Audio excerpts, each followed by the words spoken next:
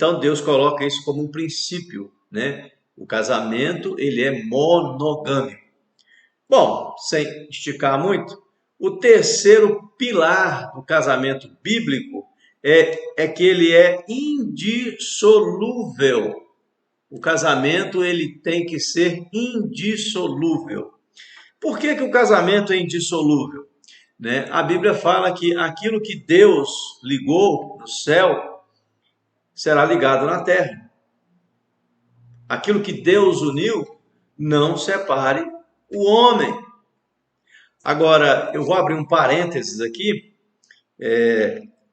É claro, eu não estou aqui defendendo que a pessoa tem que estar submissa a um casamento que já acabou. Não é isso. A Bíblia não defende isso, né? A Bíblia diz que aquilo que Deus uniu. O problema é que as pessoas se unem por muitos motivos que não a vontade de Deus.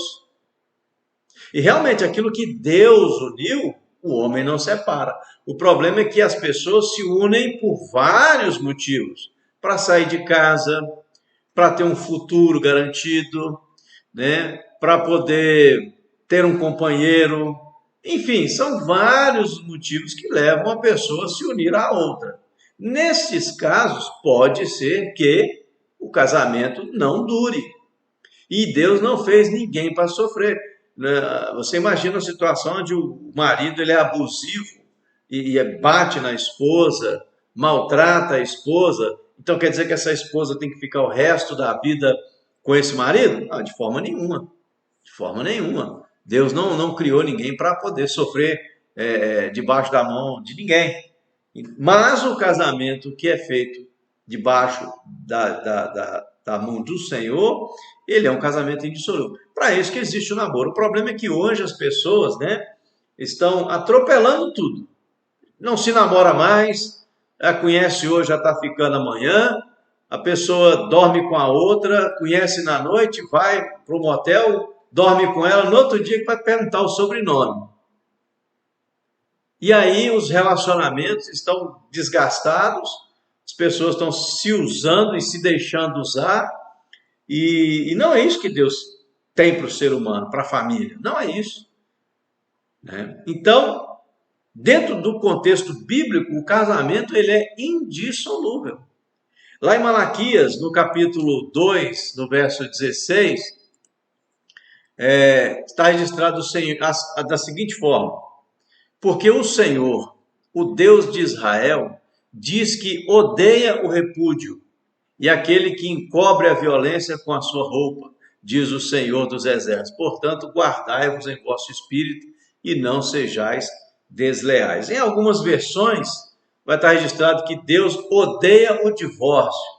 É similar. A palavra repúdio, no original, tem a ver com você mandar para fora, você deixar para lá, você não fazer questão mais, você repudiar, seria a tradução mais precisa, né? E esse repúdio, no tempo em que foi escrito no Antigo Testamento, e até também na época do Novo Testamento, ele é o equivalente hoje ao divórcio. Até porque no Antigo Testamento, no tempo de Cristo, né, não havia cartório, então você não ia lá diante do juiz de paz, né, para casar, e aí você assinava. O que é o casamento hoje, né? O casamento civil, de efeito civil, ele é um contrato entre as duas pessoas, e ali se define a vida de herança, de vida financeira do casal, como é que vai ser no caso de uma separação, filhos, enfim, né? Mas a nossa sociedade regulou dessa forma. Mas no tempo bíblico, o casamento ele era feito, era uma cerimônia, estava ali as testemunhas, o pai, a mãe dos noivos, né? O sacerdote, e ali eram feitos os votos, era um compromisso, e o casal estava casado. Ia para casa, tinha festa e estava casado. Mas acontecia, muitas vezes, do marido repudiar a mulher, largar a mulher. Abandonar a mulher, arrumar outra mulher, por exemplo. Ou a mulher trair o marido, repudiar o marido.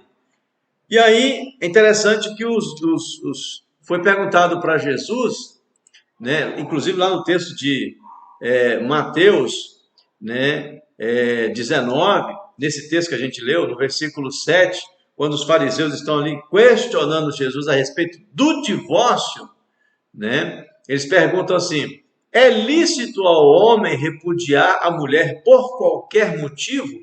E aí Jesus vai dizer aquelas palavras, né, aquele ensinamento que nós já lemos aqui. Mas olha o que Jesus diz no versículo 7 do capítulo 19 de Mateus. Ele diz assim: disseram-lhe então, por que mandou Moisés dar-lhe carta de divórcio e repudiá-la? Disse-lhe ele: Moisés, por causa da dureza dos vossos corações, vos permitiu repudiar vossas mulheres. Mas ao princípio não foi assim. Então, qual que é o propósito de Deus para o casamento? É de que seja uma união saudável, equilibrada, que gere filhos equilibrados, porque nós sabemos que a família é a base da sociedade. Se nós temos uma família saudável, nós teremos uma sociedade saudável. Então, o ensinamento de Jesus aqui é que o casal se perdoe, conversem, cheguem a um acordo. Mas Jesus aqui ele diz, por causa da dureza do vosso coração, por causa do pecado que há no nosso coração, pela dificuldade que nós temos em perdoar, então, ele traz aqui, é por causa da dureza do vosso coração, que Moisés, então, concedeu que você poderia dar o divórcio à sua mulher. Mas saiba que Deus odeia, abomina o divórcio. Quando Jesus fala assim, no princípio, mas ao princípio não foi assim, ele está fazendo referência principalmente para esse texto de Malaquias 2:16, quando diz que Deus repudia, odeia o repúdio. Deus odeia o divórcio.